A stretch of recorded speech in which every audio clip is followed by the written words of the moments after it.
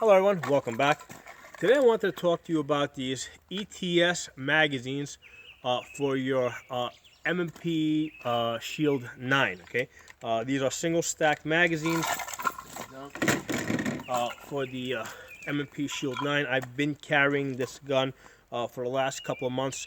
In the past I used to carry a small Ruger 380, but with all the crazy stuff that's been going on this year, 2020, between the coronavirus, toilet paper hoarding, the riots in the cities, and then the bears that have been coming around here, right? Every day I find a bear that's kind of prowling around here, and the bears aren't an immediate threat to me, but I wanted to have something a little bit more than a 380.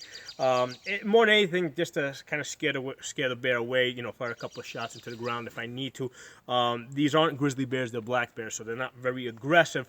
But I do want to make sure that they, that they stay fearful of me. More than anything, to protect them, okay? Because if they get comfortable around humans, then they're going to end up on somebody else's property who may not be as comfortable with them and end up hurting the bears. So that's one of the reasons why I don't want the bears getting comfortable with around humans. So I'll occasionally fire a couple of shots to scare them off. So anyway, the point is that for the reasons I said, I've been carrying this M&P Shield.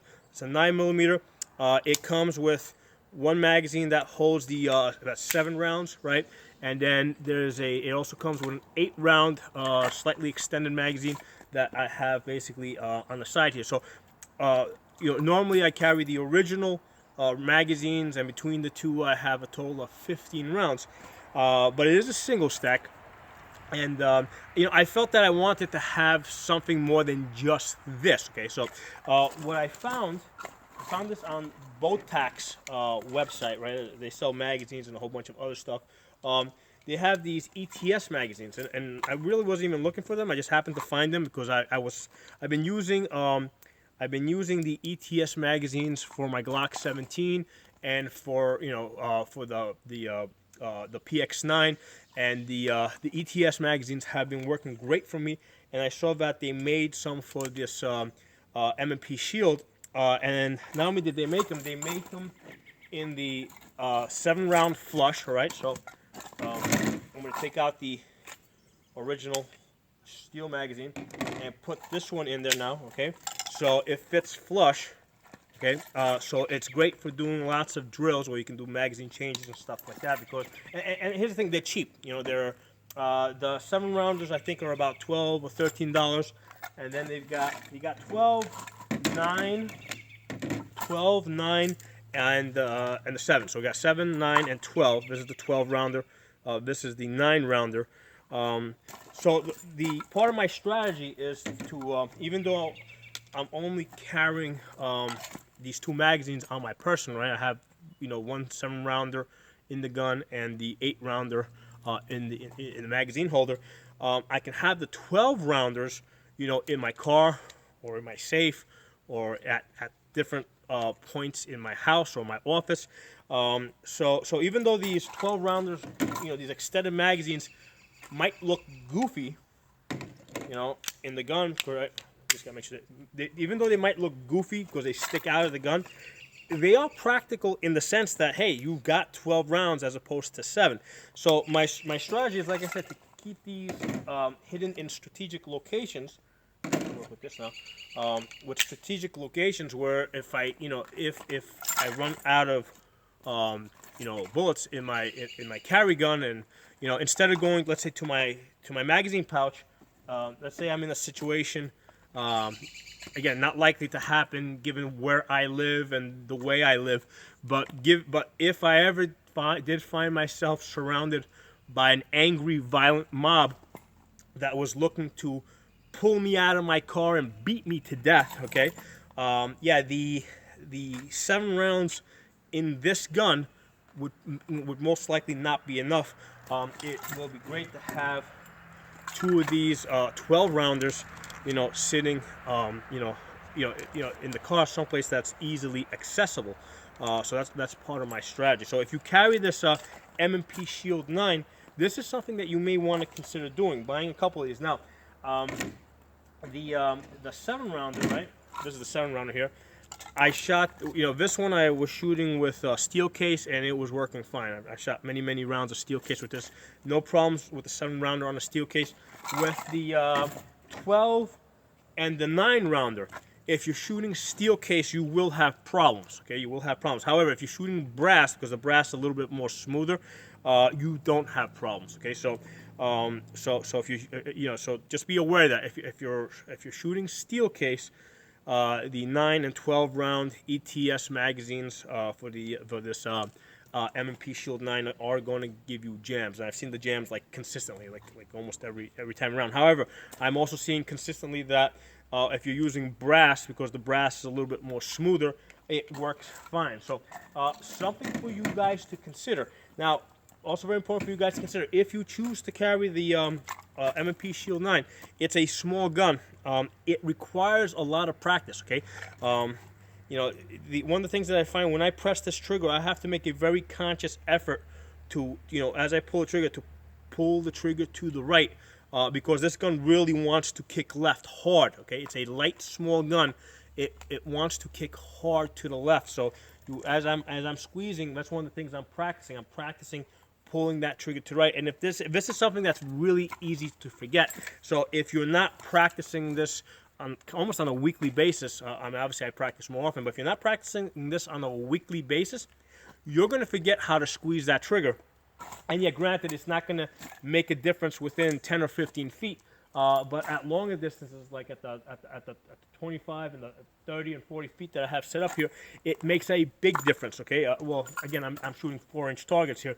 So if I'm not consciously pulling the trigger towards the right and applying pressure towards the right with this gun, my bullets are all going to go left. So that's just a matter of knowing your gun, knowing how you have to squeeze your trigger.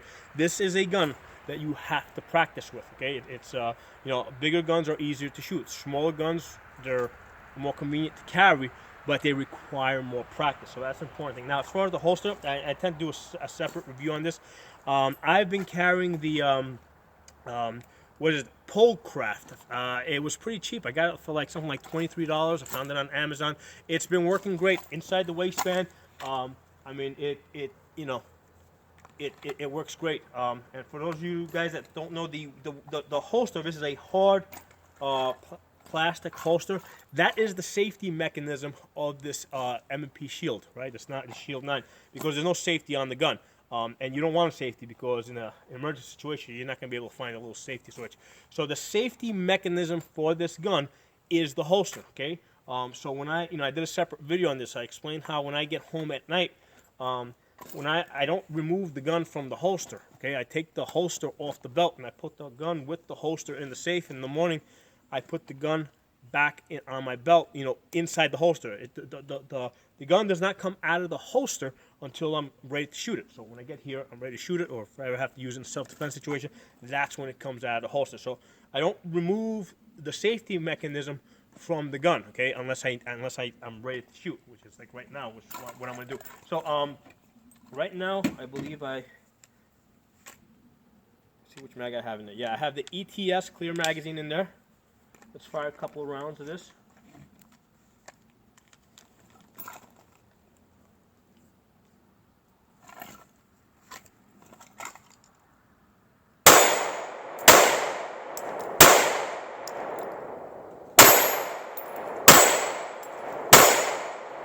Now, I'm going to do a tactical reload. There's still one over here. All right. Again, we're assuming a situation where I'm in my car or something. All right, and I had to use the gun. I don't want to go to the magazine that I'm actually carrying if I have one of these 12 rounders sitting somewhere in the front of the gun. I want to switch over to this because I got 12 rounds there.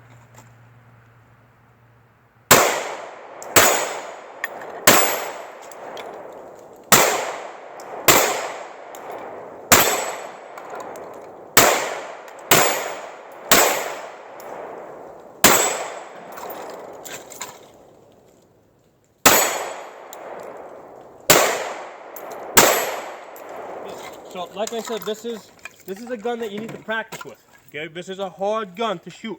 But these ETS magazines, especially these 12 rounders, it can be it can be a very useful tool because, like I said, the gun normally only has 7 or 8 rounds. Having the ability to put 12 rounds in here, you know, really extends your defensive capability.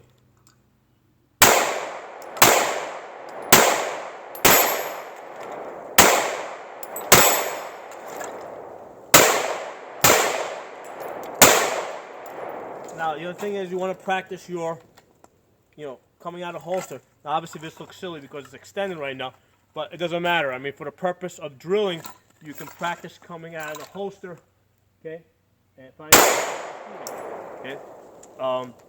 So that's something that you need to practice a lot, okay? So I've covered this in other videos. The main thing when you're coming out of the holster, you don't want to shoot yourself in the foot, don't want to shoot yourself in the hand. So either you put your hand on your chest or you grab your shirt. In this case, I got to grab my shirt to lift it up so it doesn't get caught up. But the point is you want your hand on your body because that's what that's doing is making you aware of where your hand is. Now, some guys will stick it in the pocket or the belt or whatever, but you want to know where this hand is at all times. So in this case, I need to get clear of my shirt. So I'm going to put it here, come out. I'm bringing my hands here. If I need to start shooting from here, I can start shooting from here. You know, if the threat is that close. Okay, and then from here I move to the front. Again, if I need to start shooting from here, I can shoot from there. Then I go to full extension. Okay, so that's the philosophy with this draw stroke. Okay.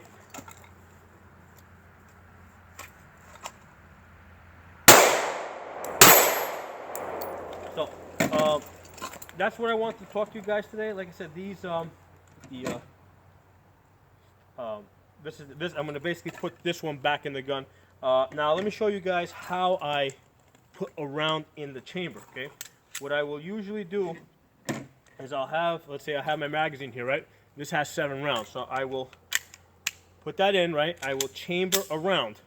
Then I'll take the magazine out. I will then put the gun in the holster, okay?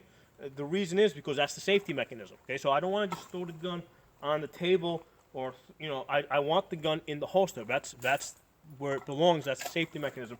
And while I do that, you know, usually I'll take another round. I'll top off my magazine, okay? Then I'll take the gun out of the holster, keeping it in a safe direction, okay? And now I have a round in the chamber, gun's ready, okay? So that's how I put that round in the chamber. So the point is that, the point I'm really bringing out is that the holster is the safety mechanism. So once I put that first round in there, I don't just throw the gun on the table on the nightstand. So I put it back in the holster, and then I put that other round in there, and I put the pull the gun out, put the magazine in. So that's how I top my gun out. So if you guys have any comments, questions, put in the comment section. If you're not a member of my channel, please subscribe. I'll see you guys next time.